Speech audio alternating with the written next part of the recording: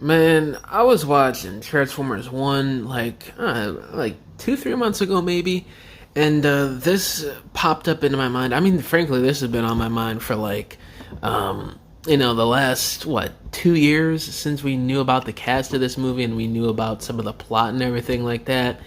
And I might have touched on this in other videos in the past or briefly talked about it, but I don't think I've made a dedicated video to this before. But Bumblebee, as one of the four main Autobots, or basically the four main characters in Transformers 1 in general, is very odd. And I'll explain why to the best of my ability. I may be leaving out some examples, I may be not explaining certain things, but I'm just going off the cuff like I usually do in these videos. But I'm going to bring up some valid points here. So the movie's called Transformers 1. It is obviously about the start of the Cybertronian Civil War. It's laying down the basics of what Transformers essentially is ever since G1. So if we're going by that aspect and logic, I'm not saying that we should use G1 as like the end-all be-all compass, because that's not the only piece of lore in Transformers, and that never will be.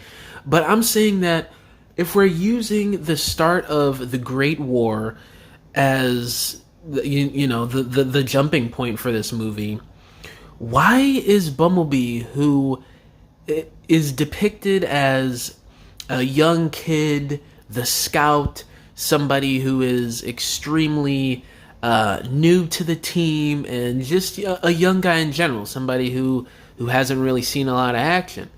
And I'm looking at it like this, it felt super forced. It felt really forced.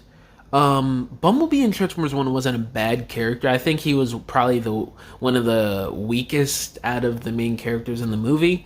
But the way they put him in here for the Transformers lore makes absolutely no sense. Now, I know they're probably going to change things if there's ever a follow-up to this continuity. But, I mean, dude, Bumblebee is that young guy. Why is he with Optimus Prime and Elita 1 starting the Autobots with him? This just seems like Hasbro just throwing Bumblebee out there yet again in the last 17 years of doing that every cartoon or comic book or movie. I just don't see the appeal to it. I mean, when I see the Transformers 1 praise and hype, I really don't see a whole lot of conversation about freaking Bumblebee, man. If anything, I see more hype about the random background characters you see in parts of this movie, and some scenes with Jazz and Ironhide and RC and stuff like that. More so than Bumblebee, if I'm being real with you guys. I mean, I could be wrong on that. It's not like I scroll through everything on the internet, even though I am sort of a chronic doom scroller at times. Oh, Lord help me. This is something that I think could have easily been avoided. And I think this kind of plays into the whole aspect of how this movie was marketed, and how the core Transformers fan base feels about certain things, and just the public in general. I feel like people are getting sick of the same characters. I mean, I don't think people are ever going to be sick of Optimus Prime and Megatron per se, but Transformers was never really set up with Bumblebee in mind to be like a character you need in every cartoon, every comic book, every video game, every movie.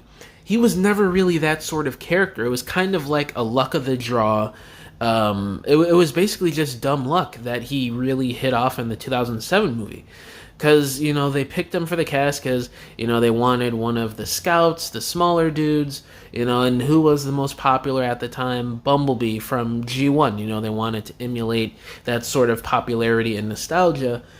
But I feel like it's running its course, and I think including Bumblebee as one of the main bots starting the Autobot faction, or the Autobot army for the Civil War, it makes no sense to me. And even in the movie, it doesn't make any sense. He's this young bot. He's a goofball.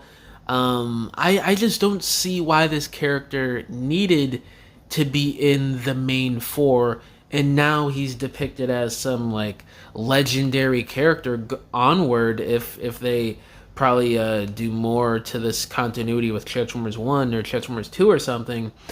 And I don't know, man. I think quite a few different characters could have been added instead of Bumblebee. Jazz, I mean, it's pretty obvious he's the second in command to the Autobots in almost every iteration of Transformers. Ironhide, again, that's sort of a commanding role. He's older. Lore-wise and personality-wise, it makes more sense. You could do Ultra Magnus even. I would have even taken RC. I think Bumblebee was the worst option, and it seemed like it was a mandate from Hasbro or something to make him a main character of this story.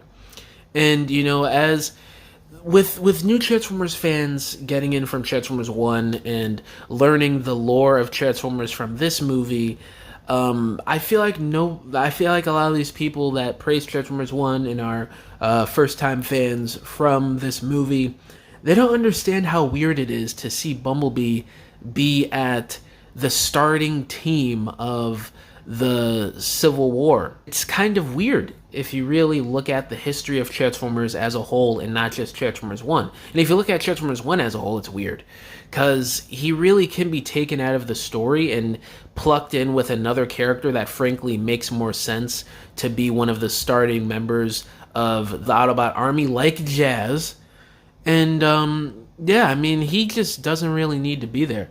But I don't know, guys, maybe maybe it'll make more sense if something story-wise like this pops up again in a comic or a cartoon or maybe even a movie, even though I'm getting sick and tired of Bumblebee being shoved down our throats in every iteration.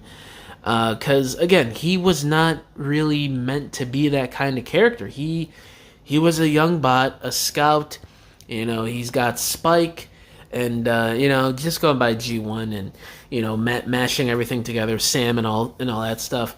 It was really just luck. It was dumb luck that he became this big kid-friendly character for those first couple Bay movies. And I feel like after Prime ended, because if you remember, there was that period of time from like 2011 to like 2013 where Hasbro was pumping out a bunch of Bumblebee figures and repaints, whether it's mainline or the kids' toy line or exclusives, and they were shelf warming hard. And so they pulled back on that, but they still included Bumblebee and everything because he was still a popular character. And now I feel like it's diminishing returns, including this character as one of the main bots in every series now. I feel like ever since then, it's just been getting Bumblebee's just been getting less and less popular with fans and kids as the years go on, ever since like 2013. And maybe Hasbro's starting to get the hint.